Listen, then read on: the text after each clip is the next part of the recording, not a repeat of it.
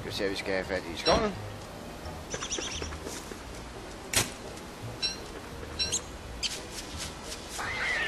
Løb, små kaniner, løb!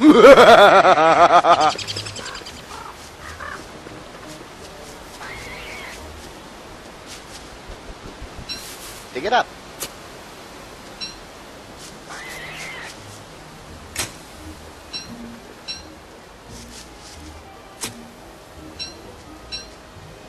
Jeg ved, hvor meget jeg har plads i hvert slot egentlig.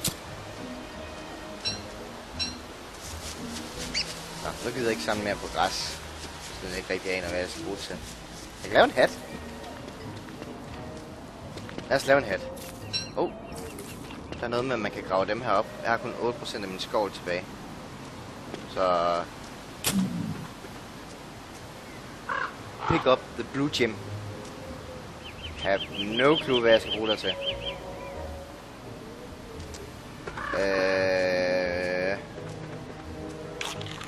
Man kan æde blomster. Det æder vi da bare. Så tager jeg dig.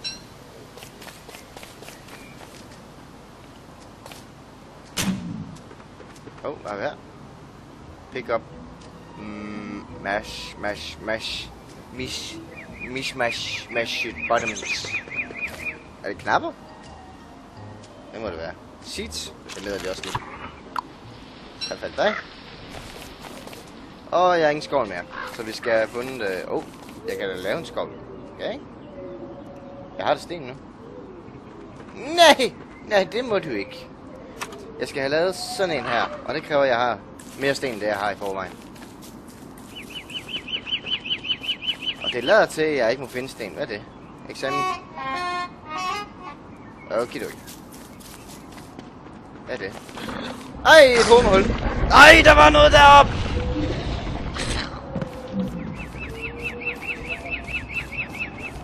Hej. Hej med dig. Hej, sten. Hvad er det herovre? Vi har reb. Som jeg ikke kan... som jeg ikke har plads til. Okay. Det begynder at blive nat. Allerede. God. Så hvor er jeg henne nu? Damn, jeg er langt væk. Puha. Kan jeg hoppe i ormehullet igen? Det ser ud til, at jeg godt kan. Så er der smart sats på, at jeg ryger det samme sted igen. Pick up mushrooms. Er ikke rigtig plads. Æderbasser. Den vil jeg ikke have noget at gøre med lige nu. Aha! Der er ikke plads til en hakke.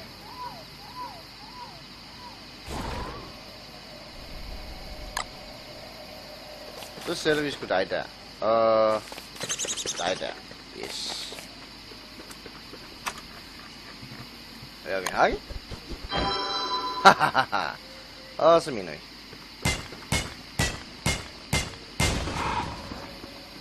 Altid så har vi her. Der er rocks. Nu regner det. Hvad er det her? Pick up nights.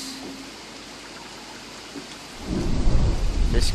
Nu kan jeg ikke se, hvad klokken er, fordi der er nogen, der... Martin spiller Skyrim. Hvad er klokken? Det kan vi godt lige nu.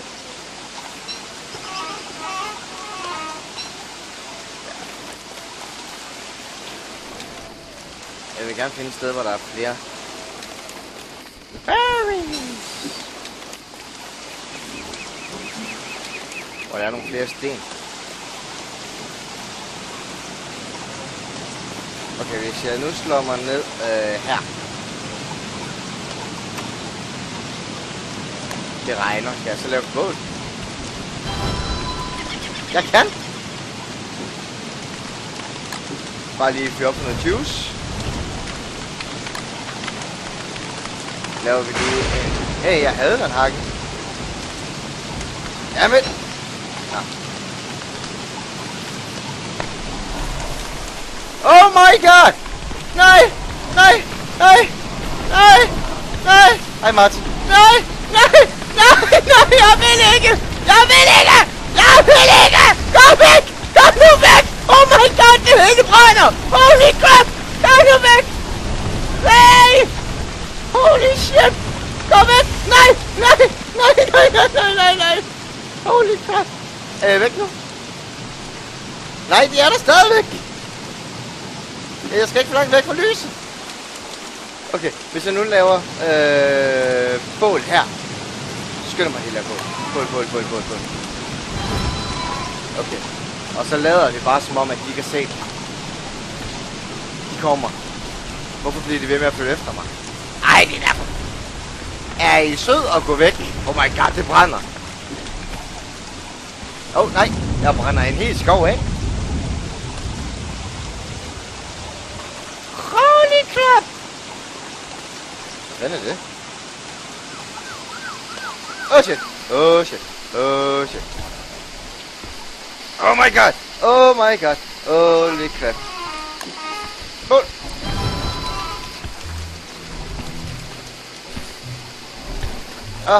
Behøver du ikke at være 3 mere?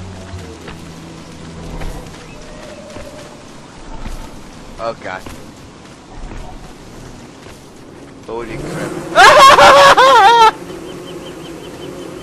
Kom væk! Kom væk! Jeg vil ikke mere!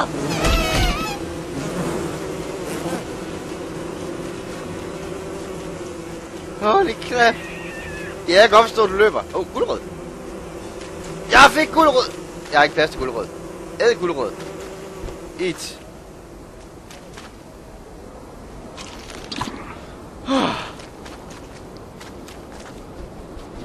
Jamen, så langt, så godt.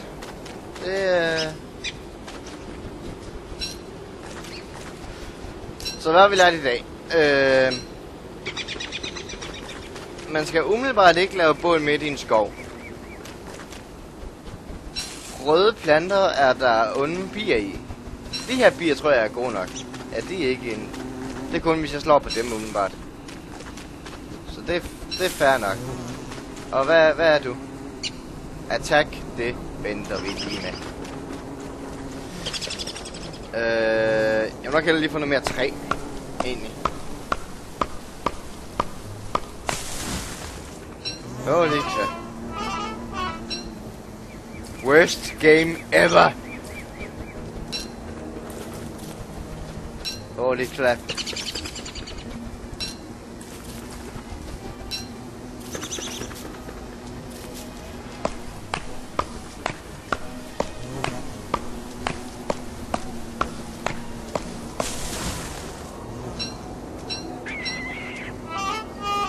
Løb for dit liv. Vi kan tage den, og så kan vi plante den. Bare for at være sådan nogenlunde miljøvenlig. Løb!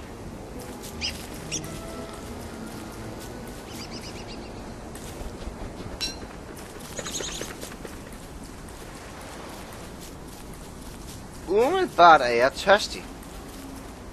Hvad kan jeg gøre ved det?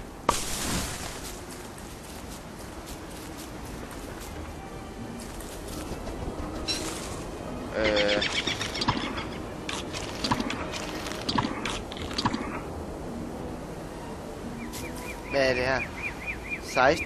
16 hvad? 16, hvad er du? Det var jeg tørst nu, eller?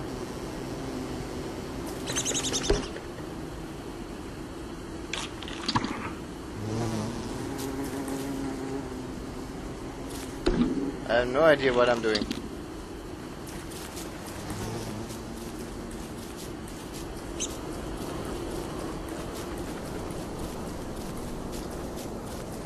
Holy crap. Er det virkelig så svært at finde sten?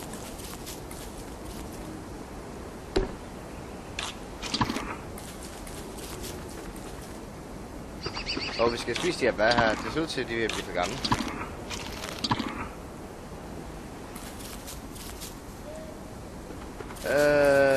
Så er det den der. Ikke en skid deroppe. Så vi kigger på mappet. Hvor er vi? Vi er lige her. Okay. Så vi har Brændte en hel skov ned. Det føles godt. Det føles godt at plante de der 2 træer, når jeg nu har brændt en hel skov ned. Det er flot, Palle. Det er så flot. Fed.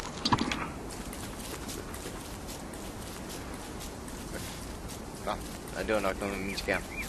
Hvad er det her? Hvad er det?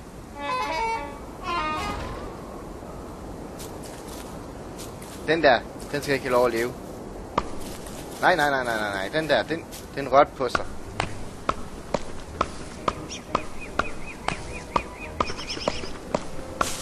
Og nu er det ved at blive mørkt igen. Oh my god. Hvad er det? 4. nat, og jeg har stadig ikke fundet noget sten, så jeg kan bygge den her... Hvad hedder du? Du hedder... Der var en kalkun. Nå. Science Machine. Kan jeg dræbe den der kalkun der?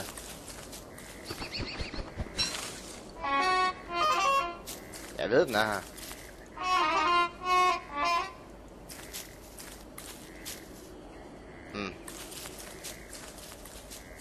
Ja da.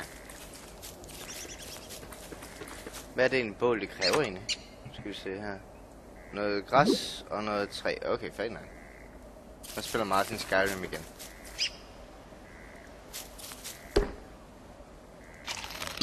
Holy crap.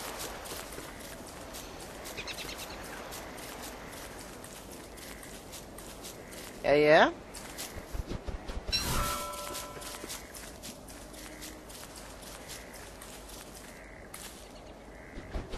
Det kunne være, man skulle bygge sådan en stråhat. Det kan være, det gav held. Der var noget flint. Det vil vi have. Kan vi ikke få for lidt flint? Tror jeg ikke.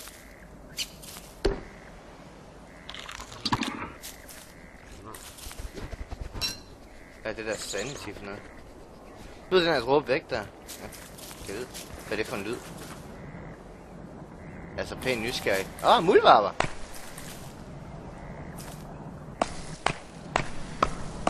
Nu var vi lige i gang, så kan vi lige så godt gøre det færdigt. Fuck! Jamen! Nå. Hvad gør muldvarper?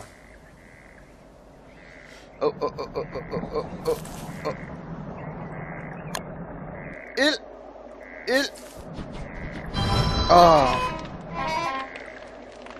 I can see again. Det var så mit held.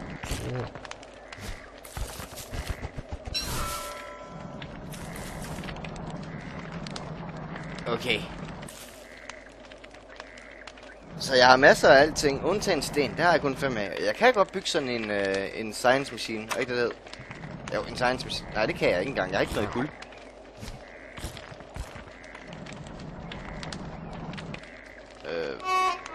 Så hvad gør man lige? Så jeg kan lige så godt holde en hakke i hånden, så kan jeg have plads til mere.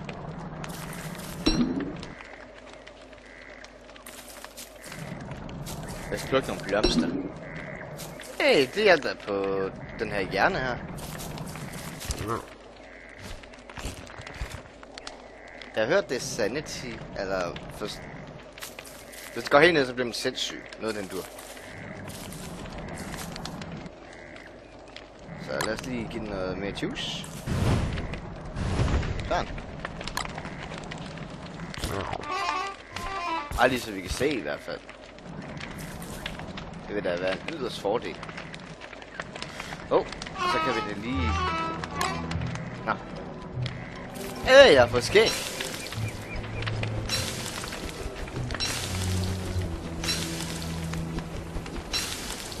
Lave mad.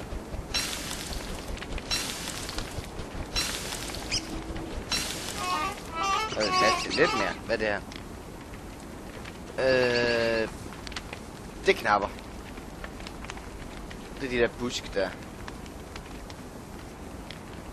Det kan godt være, at jeg skulle smide dem her, indtil jeg har... Indtil jeg decideret har fundet et sted, jeg vil... Så ja, et sted, jeg vil slå mig ned. Så har jeg plads til mere ting. Hvad er det her? Du kan have blomster.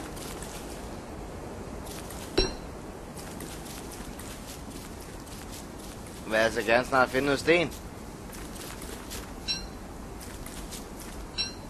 Jeg har fundet en sten indtil videre i hele spillet. Det er dem flot. Lad os se, hvorhen er vi egentlig? Jeg er gået en stor rundkreds. Okay. Så går vi... Se, det er det, vi har brændt ned, må det være. Hovsa. Der er en sti her. Nu siger man, hvis vi følger den sti, så kommer der guld og grønne skove. Så lad os bare prøve det.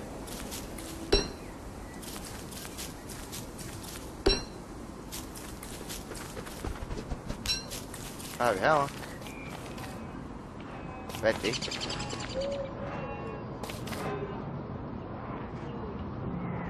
Okay. Jeg går bare igen. I kommer ikke til at høre fra mig igen. Jeg skal nok gå nu. Ja, ikke. Okay. Fuck. Oh.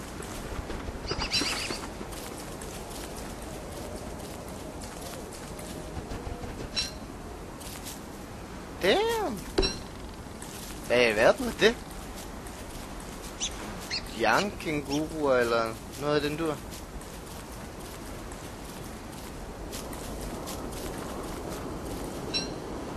Skal vi se her. Kort. Okay, så hvis vi går den vej, så skal vi forbi de røde blomster igen. We can do it. Oh my god! Gå væk! Der er flere. Au, au, au, au! Nej! Oh shit! Og der er 3. Oh my god! Han vil så lade mig kigge på mig dertil noget. Okay, følger stien. Går det hurtigere, når man går på sti? Der var så ikke en skid på den sti.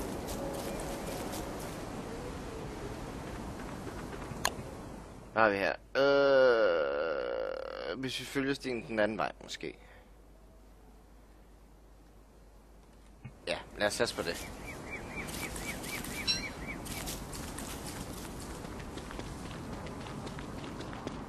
Femte dag, og jeg har ikke lavet en skid. Jeg er bare gået rundt. Men det er også okay. Det... Holy clap.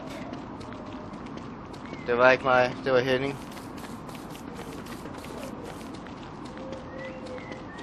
Jeg har intet med det at gøre, okay? Uanset hvad, så følger vi stien. Det er kraften med løgn. Hvor er vi? Masser af træer. Træer er masser af. Hey, der er en sti. Lad os gå opad. Lad os lige prøve at tjekke kortet. Ja, lad os prøve at gå opad.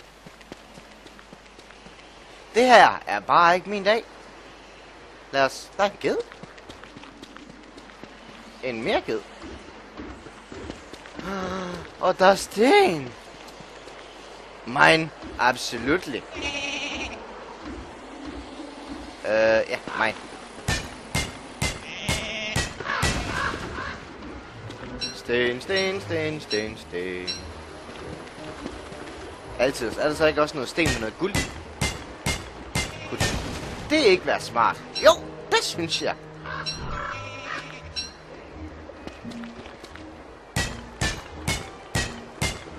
Jeg vil rigtig meget gerne have guld nu. Nu har vi sten. Nu vil jeg bare gerne have guld.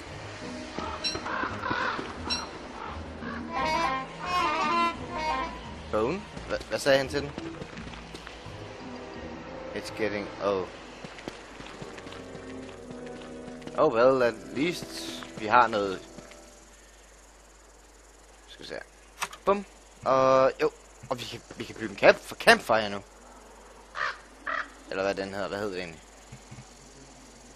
Fire pit. Det er det, der hed. Alle tiders. Lad os bare lige få minet en del.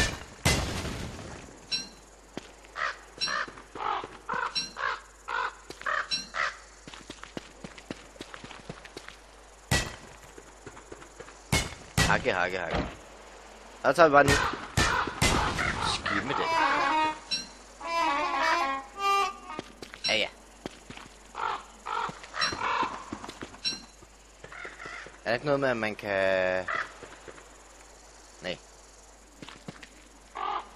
Der er frø. Fantastisk. Hvad har vi heroppe, hvad? Har vi også det? Giv mig guld nu! Please, kom nu! Nej.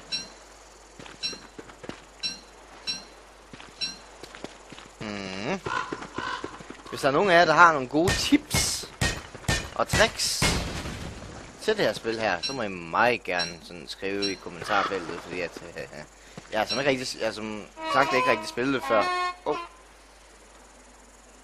Skal vi se her, vi skal lige finde et godt sted lige at campe her.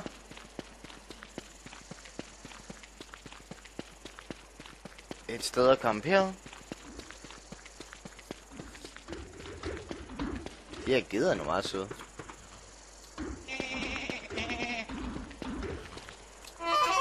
Fry yourself. Oh god. Nå, det blev lige her, vi camper her. Vi bygger sgu sådan en her.